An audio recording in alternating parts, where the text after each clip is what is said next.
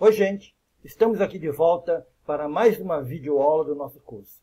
É a primeira videoaula do nosso módulo de número 2. Só para relembrarmos um pouco, no módulo 1 nós abordamos o movimento harmônico simples, uma situação bastante ideal, onde a força resultante que atuava sobre o corpo era apenas do tipo menos kx. Em outras palavras, nós lá simplesmente desprezávamos a ação da força de atrito. Nós sabemos que na prática isso é impossível. O atrito está sempre presente em qualquer tipo de movimento. A partir da aula desse módulo 2, passaremos então a abordar esse tipo de situação, onde nós teremos a força de atrito ou ainda a força de resistência no ar, e aí nós teremos a energia sendo dissipada. Veremos então que o sistema não será mais do tipo conservativo, a energia mecânica do sistema vai variar com o tempo, e é isso que nós vamos ver então no movimento amortecido. Vamos lá então para a videoaula de hoje. Vamos lá então, primeiro vamos começar a abordar o sistema massa-mola com atrito agora, né? Lembrar que lá no módulo número 1 nós consideramos que o atrito era desprezível. Agora não, teremos uma força de atrito, né? E lembrando lá do que vocês aprenderam no ensino médio, a força de atrito, quando nós temos o atrito de contato entre superfícies, é do tipo mais ou menos μ vezes a normal, onde a normal é a reação normal ao apoio, né, que no caso é igual ao peso do nosso corpo que está ali na superfície, andando para frente e para trás. Da segunda lei de Newton, né, nós sabemos que a força resultante é massa vezes aceleração, onde a força resultante agora, além da força de mola menos kx, temos então a força de atrito, que é mais ou menos μ vezes a normal. Portanto, da segunda lei de Newton, massa vezes aceleração igual à soma das duas forças presentes no sistema, a força da mola e a força de atrito.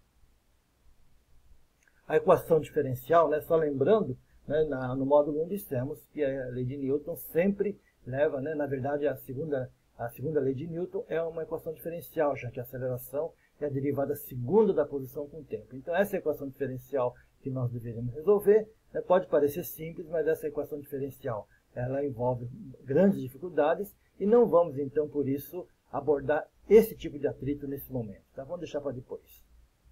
Vamos pensar primeiro em algo mais simples, que é o pêndulo simples, né, na presença de uma resistência do ar. Então, no módulo 1, nós simplesmente omitimos a resistência, né, além da velocidade do nosso corpo oscilando, ele sofre a ação da resistência do meio onde ele está oscilando. Isso faz com que haja uma dissipação de energia e o sistema deixe de ser conservativo. A força e resistência do meio depende basicamente da viscosidade do meio e da forma e da velocidade do objeto que se move. Quando a baixa velocidade, né, a força e resistência, ele é proporcional à velocidade com que o corpo se move. Então, tipo menos BV, onde B então seria essa constante de proporcionalidade. Quando ele está se movendo em altíssima velocidade, ele tem uma influência maior ainda da velocidade, então ele varia com CV ao quadrado. No caso do pêndulo, é lógico, a velocidade é baixa, portanto a força e resistência, né, do ar vai ser tipo menos BV, de modo que a força resultante vai ser igual a menos kx e menos BV, né, tudo vetorial. Logo, a segunda lei de Newton, a equação diferencial vai ser MA igual a menos kx, na direção x-chapéu, menos BV. Né? Então vamos lá montar a nossa equação diferencial.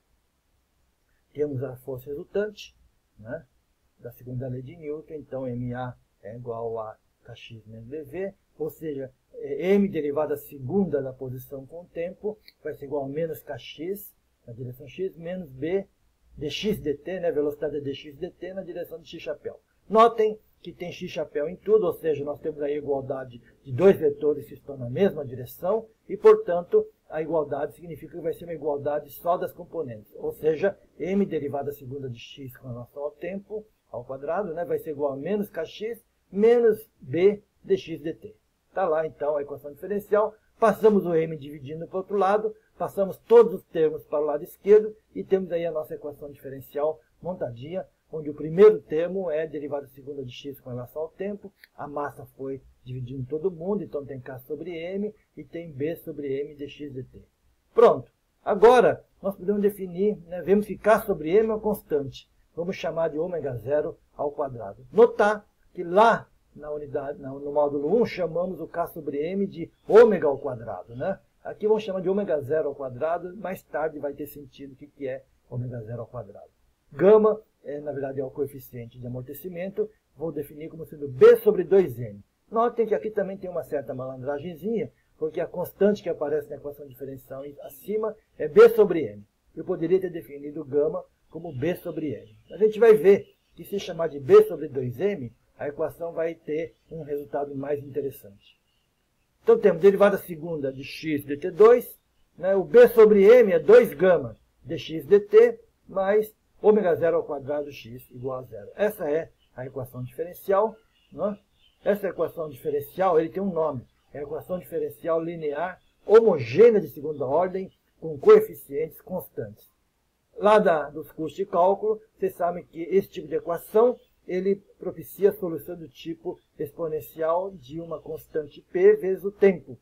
Substituindo a exponencial de pt lá no nosso lugar do x, né? Então, derivada segunda de x dt2, vai cair o pt duas vezes, né? Então vai ficar p ao quadrado exponencial, mais 2 gama dx dt vai ter um p caindo, e ômega zero ao quadrado x vai ficar apenas exponencial. Eliminando a exponencial, caímos numa equação algébrica de segunda ordem, onde as variáveis são o p, é o variável p, né? Então tem o p ao quadrado, porque na derivada segunda de x com relação ao tempo, caiu o p duas vezes, ficou p ao quadrado. Na derivada primeira, ficou um p ali, então 2 gama p, e na ômega zero ao quadrado não tem p nenhum, porque não teve derivada ali também. A exponencial cancelou porque aparecia em todos os termos. A solução de uma equação algébrica, né, vai ser então menos gama, mais ou menos raiz quadrada de gama ao quadrado menos ômega zero ao quadrado. Então, é a solução, né, da equação algébrica de segunda ordem, vocês aprenderam no ensino médio, é esse que está aí colocado. Notar que temos uma raiz quadrada de gama ao quadrado menos ômega zero ao quadrado, isso significa que tem um sinal aí, porque se o gama for menor que ômega zero, nós temos aí um número negativo, e a raiz vai ser então uma raiz imaginária. Se o gama for maior que ômega zero, aí teremos um número real, a raiz vai ser um número real. Então nós teremos aí duas situações diferentes a serem analisadas. Vamos analisar cada uma das situações. Primeiro, o caso gama menor que ômega zero. Né? Nesse caso, o termo ali dentro da raiz é negativo, significa que a raiz quadrada do número negativo vai ser igual a i, raiz quadrada, né? Invertiu o gama com ômega zero, então agora ômega zero ao quadrado menos gama ao quadrado é um número real positivo, a raiz vai dar um número real. Né? Vou definir essa raiz quadrada como sendo o ômega, de modo que o p vai ser então menos gama, mais ou menos i ômega. Né? Então essa é a solução da equação algébrica de segundo grau. Ora, se eu tenho dois valores possíveis de p, né, um com mais i ômega e outro com menos i ômega, isso leva a duas soluções possíveis, já que, né, nós temos aí o x como e elevado a p1t, onde o p1 é menos gama mais i ômega t, e um x igual a p2t elevado a p2t, onde o p2 é menos gama menos i ômega. A solução geral é a combinação linear dessas duas soluções particulares. E temos ali, então, o nosso x. Né? Tá?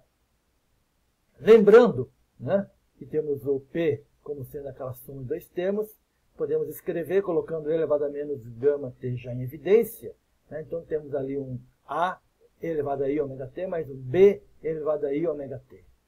Podemos usar a forma de Euler em cosseno e seno, e a solução fica então escrita em termos de seno e de cosseno. De novo, lembrando a mesma substituição que fizemos no módulo 1, né, sempre podemos escrever a constante A' como sendo um A seno de φ0 e o B' como A cosseno de φ0. A solução cai no A elevado a menos gama t, que já estava lá fora do colchete, seno de ômega t mais φ0. Né? Caímos numa solução muito parecida com o caso do movimento harmônico simples, onde agora o A elevado a menos gama t é a amplitude da nossa oscilação, que varia com o tempo. Lembrar que no caso de um sistema amortecido, né, a amplitude varia com o tempo. Nesse caso, ele diminui exponencialmente com o tempo.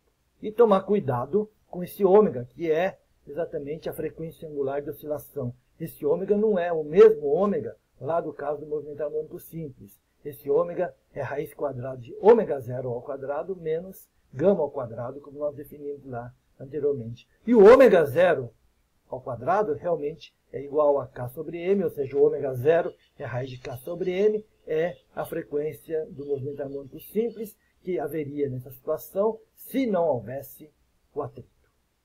Isso é o que nós chamamos de amortecimento subcrítico. Nós continuamos tendo uma oscilação, só que a amplitude diminuindo com o tempo. Vamos agora ao caso γ maior que ômega zero. Nesse caso, a raiz quadrada já é a raiz quadrada do número positivo, ou seja, nós teremos um número real, e aí nós podemos definir então o b como sendo γ ao quadrado menos ômega zero ao quadrado, obtendo o nosso p como menos γ mais ou menos o beta. A solução geral vai ser uma combinação linear das duas. Notem que agora nós não temos mais uma exponencial imaginária, mas sim uma exponencial de um número real, ou seja, não tem mais como transformar isso em seno e cosseno, ou seja, não há mais uma oscilação.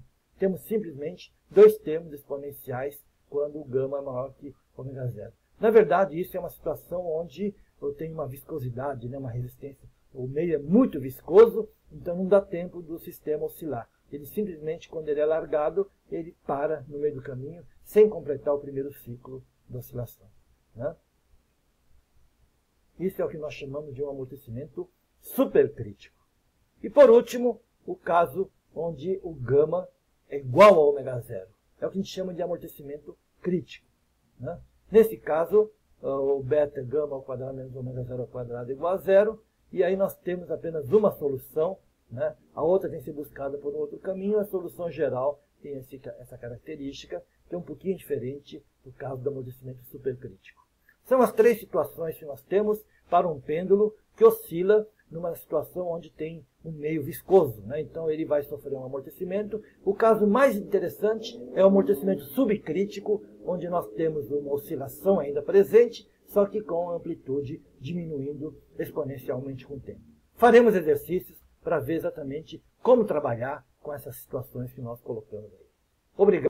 Obrigado. Por hoje é só. Até a próxima videoaula.